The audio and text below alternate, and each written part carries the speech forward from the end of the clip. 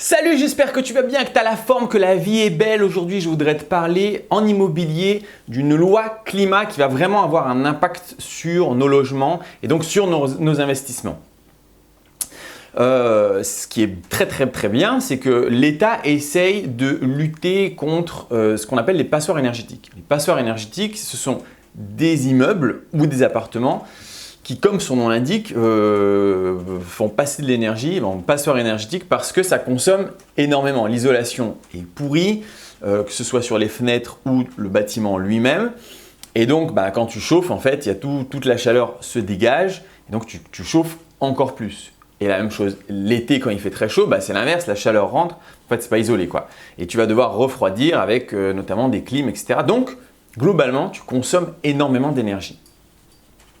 Et d'ailleurs, les nouveaux bâtiments, ils essayent de s'approcher de la consommation zéro. C'est-à-dire qu'il y a des bâtiments maintenant neufs qui, avec un système de fenêtres, etc., font que même l'hiver, tu n'as pas besoin de mettre le chauffage. Ou quasiment pas du tout le chauffage parce que le bâtiment est chauffé, il y a un système d'aération pour avoir la température ambiante un peu partout. Bref, c'est super bien fait. Mais on a beaucoup de logements en France qui, eux, sont vraiment des passoires thermiques.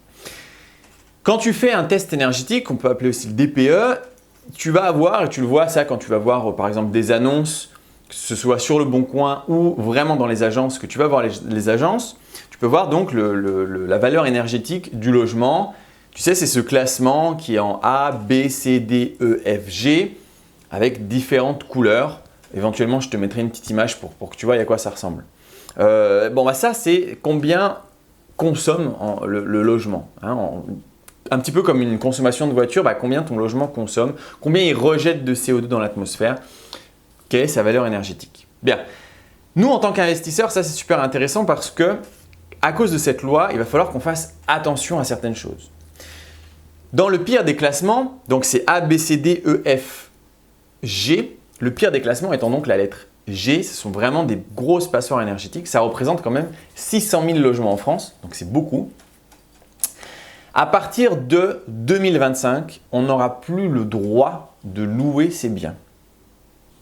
Ça veut dire que si aujourd'hui tu achètes un bien et qu'il y en a un qui est pas cher et que tu fais pas gaffe à la consommation énergétique et qu'en fait tu es dans le G, à partir de 2025, tu ne peux plus le louer, tu n'as plus le droit de le louer.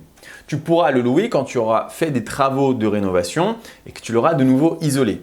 Alors il y a des grands projets qui sont en cours sur le bâtiment global de ces logements. En général, en gros, c'est très souvent des logements construits dans les années 70, probablement après la guerre d'Algérie ou quelque chose comme ça. En tout cas, quand il fallait construire vite, pas cher, on n'a rien isolé. Ce sont des dalles de béton qui sont très fines, des murs en béton très fins.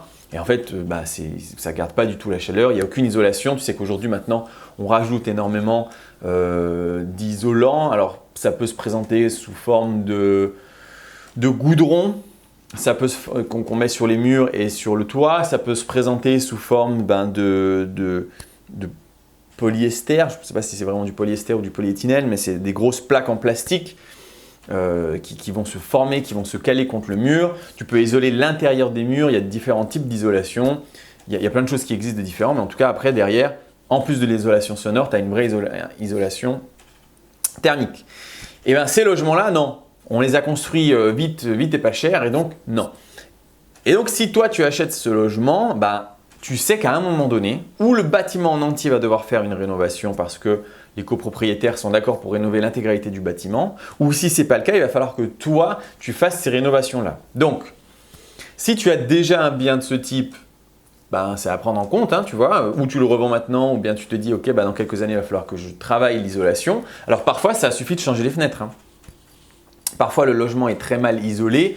Il suffit que tu changes l'intégralité, que tu mettes du double vitrage. Et puis, derrière, tu vas avoir peut-être…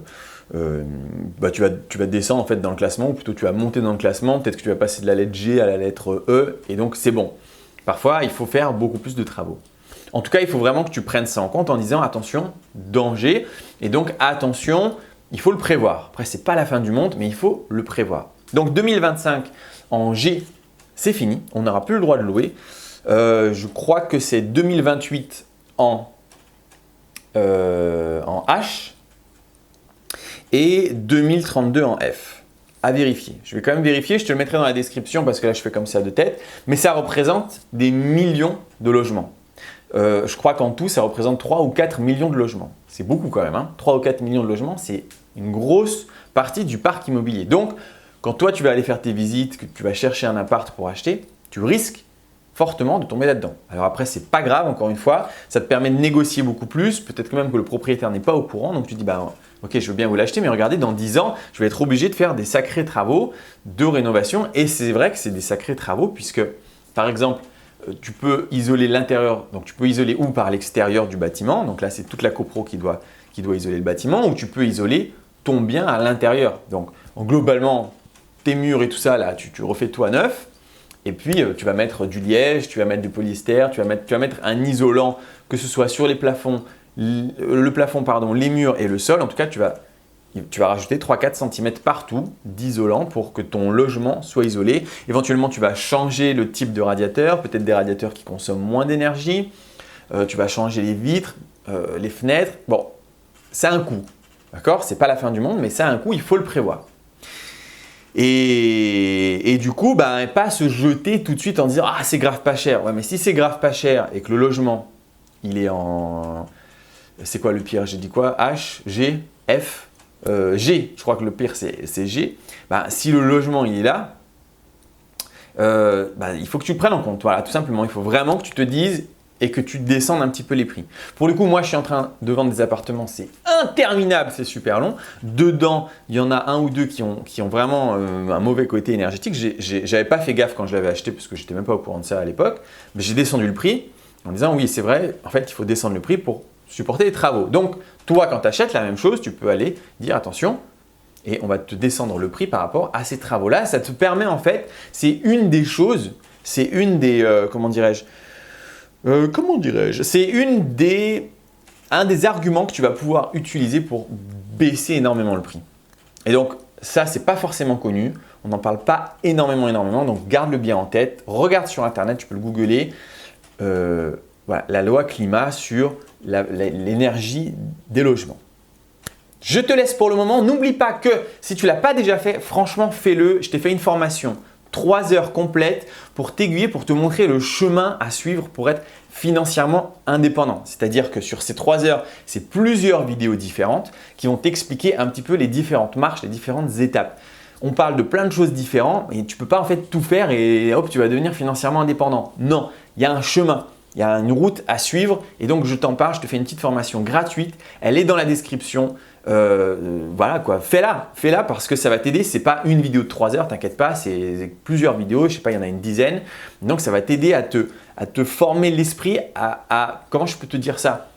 En fait, il faut que tu te fasses un plan dans ta tête, il faut que tu voies tout dans 5 ans comment ça va se passer. Il faut vraiment que tu aies un plan. Si tu n'as pas de plan, si tu vas un peu à gauche, à droite, ça risque de pas marcher. Fais-toi un plan. Pour te faire un plan, donc je t'ai fait cette formation qui te permet vraiment de t'aiguiller et de te diriger dans la bonne direction selon moi. Voilà, j'espère que cette vidéo t'a plu. Si c'est le cas, n'oublie pas de mettre un petit pouce bleu, un commentaire de référencement, ce serait super cool. Je vais essayer d'aller à 2000 abonnés avant la fin de l'année, ce serait un gros kiff. Je te laisse pour aujourd'hui et on se revoit la prochaine fois. Ciao!